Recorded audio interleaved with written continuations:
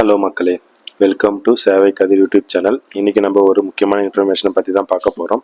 என்னென்னு பார்த்தீங்கன்னா, இனி ஒவ்வொரு ஆண்டும் ரூபாய் 2000 சிறப்பு தொகையாக தமிழ்நாடு அரசு அனௌன்ஸ் பண்ணியிருக்காங்க. இது யாருக்கெல்லாம் கிடைக்கும் அப்படின்னு சொல்லி தான் பார்க்க போகிறோம். இந்த வீடியோவை ஸ்கிப் பண்ணாமல் ஃபுல்லாக பாருங்கள், நிறைய பேருக்கு ஷேர் பண்ணுங்கள். ஸோ இங்கே பார்த்தீங்கன்னா பிரேக்கிங் நியூஸ் தான் வந்திருக்கு. ஆண்டுதோறும் சிறப்பு தொகை கலைஞர் உரிமை தொகை உடன் இனி ஆண்டுதோறும் கோடைக்கால சிறப்பு தொகையாக ரூபாய் 2000 வழங்கப்படும் அப்படின்னு சொல்லி அனௌன்ஸ் பண்ணியிருக்காங்க.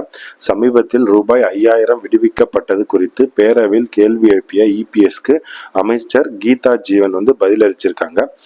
அவங்க தான் சொல்லியிருக்காங்க. என்னன்னு பார்த்தீங்கன்னா, ஒவ்வொரு சம்மரும் ரூபாய் 2000 இனி ஒவ்வொரு ஆண்டும் கோடை காலத்தில் மகளிருக்கு ரூபாய் 2000 வழங்கப்படும். சட்டப்பேரவையில் அமைச்சர் கீதா ஜீவன் தகவல் சொல்லியிருக்காங்க.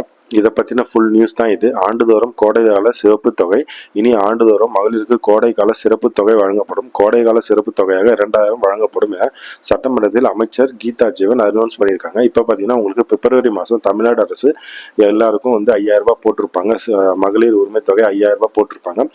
அது பிப்ரவரி, மார்ச், ஏப்ரல் அந்த 3 மாதத்துக்கும் மகளிர் உரிமை தொகை ப்ளஸ் 2000 ரூபாய் கோடைக்கால சிறப்பு தொகையாக போட்டிருப்பாங்க. இதை பற்றின நியூஸ் தான் சொல்லியிருக்காங்க. இதுக்கப்புறம் எவ்ரி கோடை காலம் சம்மர் அப்போ உங்களுக்கு தமிழ்நாடு அரசு 2000 ரூபாய் சிறப்பு தொகையாக போடுவாங்க. மகளிர் உரிமை தொகை கூட 2000 ரூபாய் போடுவாங்க அப்படின்னு சொல்லி அனௌன்ஸ் பண்ணியிருக்காங்க. அவ்வளோதான் மக்களே. இந்த வீடியோ உங்களுக்கு பிடிச்சிருந்தா லைக் பண்ணுங்க, ஷேர் பண்ணுங்க, சப்ஸ்கிரைப் பண்ணுங்க. தேங்க்யூ மக்களே.